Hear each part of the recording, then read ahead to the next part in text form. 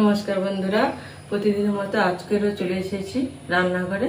আজকে রান্না করব ওই যে কচুলতি, এই যে কচুলতির তরকারি আর ঝিঙে আলু পোস্ত, নিরামিষ রান্না। এই কচুলতিটা হালকা ভাপিয়ে নিয়েছি, তাহলে রান্নাটা শুরু করছি। ঝিঙে আলুটা ভেজে নেব, কড়াইটা বসিয়ে দিয়ে উনুনটা ধরে নেব।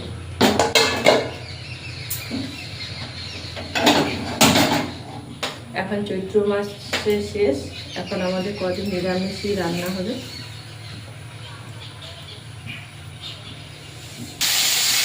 ঝিঙ্গা আর আলুটা ভাজা হয়ে গেছে, এবারে তুলে নেব।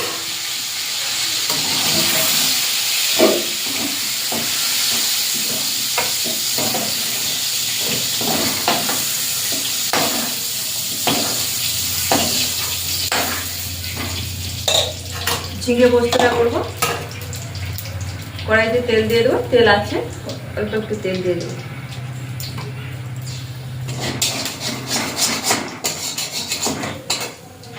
দিয়ে দেবো কালো জিরে ফোড়নে, আদা,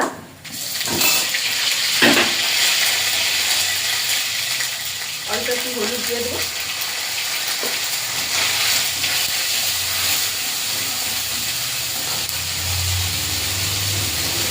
লঙ্কার গুঁড়ো,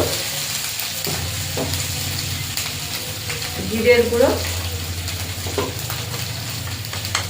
আর দিয়ে দেবো ধনের গুঁড়ো।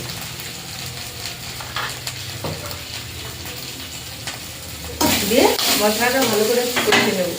আর দিয়ে দেবো পোস্ত, মশলাটা ভালো করে কষে নেব।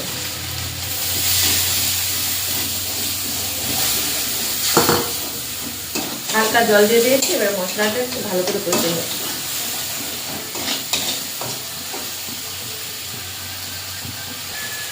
মশলাটা কষানো হয়ে গেছে, এই মশলা থেকে তেল ছেড়ে গেছে। এবারে ভেজে রাখা ঝিঙে আর আলুটা দিয়ে দেবো পরিমাণ মতন লবণ দিয়ে মশলাটা কষে জল দিয়ে দেবো।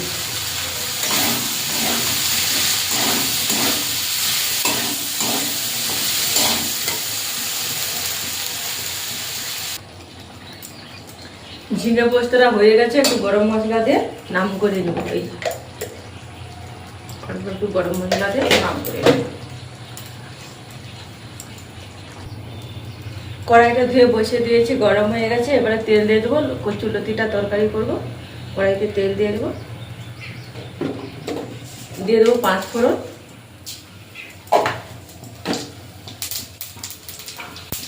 এবারে সেদ্ধ করে লতিটা দিয়ে দেবো।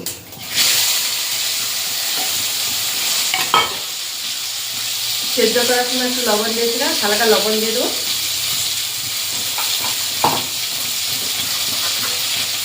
দিয়ে দেবো ধনে গুঁড়ো, হলুদ গুঁড়ো,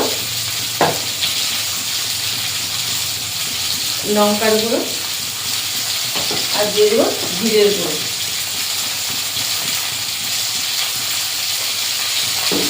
দিয়ে একটু নাড়াচাড়া করে দেবো।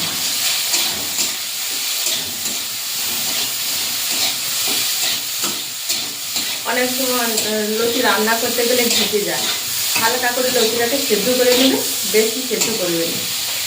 দিয়ে দেবো সরষে বাটা,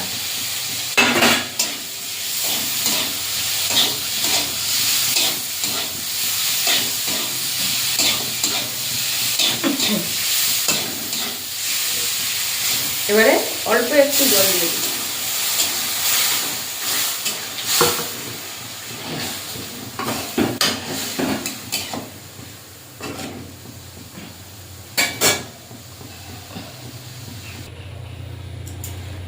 কচুলতিটা হয়ে গেছে, এবারে নামিয়ে নেব।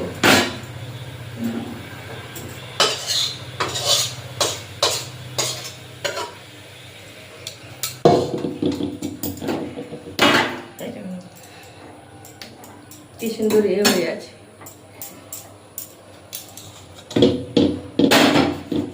তাহলে বন্ধুরা, কচুলতির তরকারি ঝিঙে আলু পোস্তটা হয়ে গেছে। তাহলে বন্ধুরা, আজকে আসছি, টাটা।